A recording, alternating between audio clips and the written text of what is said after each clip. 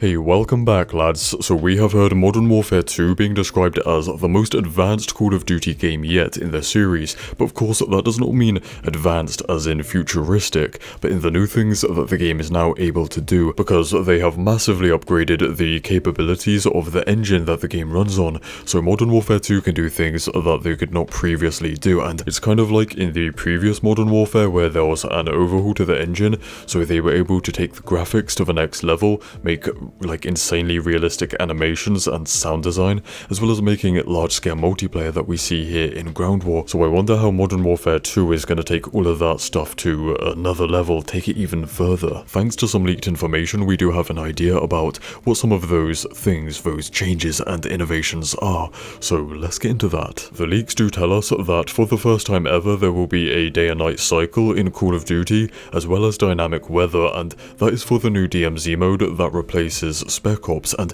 it does seem like a lot of stuff that we've heard about that mode is also present in Warzone 2, and perhaps multiplayer as well. And it's not been specifically said that multiplayer will have a day and night cycle, but if it does, I wonder how that would work, or rather if it would work well. The biggest issue would be, like, imagine if in every multiplayer match at some point it goes as dark as the nighttime in Modern Warfare 2019, where you literally can't see shit and you need night vision goggles. Like, people would hate that. Though on the other hand, it would be really damn cool to have different times, weathers, and I guess aesthetic vibes each time you load it into a multiplayer map. So instead of having like what they previously did in Black Ops 4 Modern Warfare Remastered, and if you count the nighttime maps in Modern Warfare 2019, they had like different map variants, so it'd be so much better if it was all rolled into a single map that can change its appearance, as in weather, time, and stuff all randomly, and can happen during the match as well.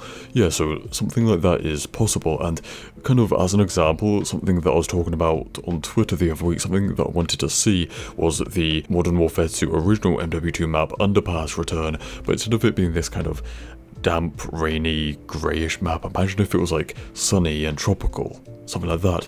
But instead of that being a separate map, it'd be like just random as you spawn in. To be honest, I do think that this kind of dynamic time and dynamic weather, whatever, does make more sense in Warzone and DMZ, because the matches are a lot longer and also more just open world, so it just, I don't know, it just makes more sense, it just fits better. So maybe in multiplayer it would be better in Ground War, I'd say, because it's like, the matches can go like 20 minutes as well. As long as the lighting is good and isn't like the realistic nighttime in Modern Warfare 2019 where you need night vision goggles. Moving on from that, there are two other things that I think we could and should see evolutions of in Modern Warfare 2. So starting off with the minor destructible environments that we saw in Vanguard. Could they do like larger scale destruction, or at least larger than what we saw in Vanguard, where it's just wooden panels that you can shoot? And what about aerial vehicles? Like, imagine flying jets around in Warzone and Ground War, like kind of like Battlefield. Both of those things is kind of like Battlefield, right?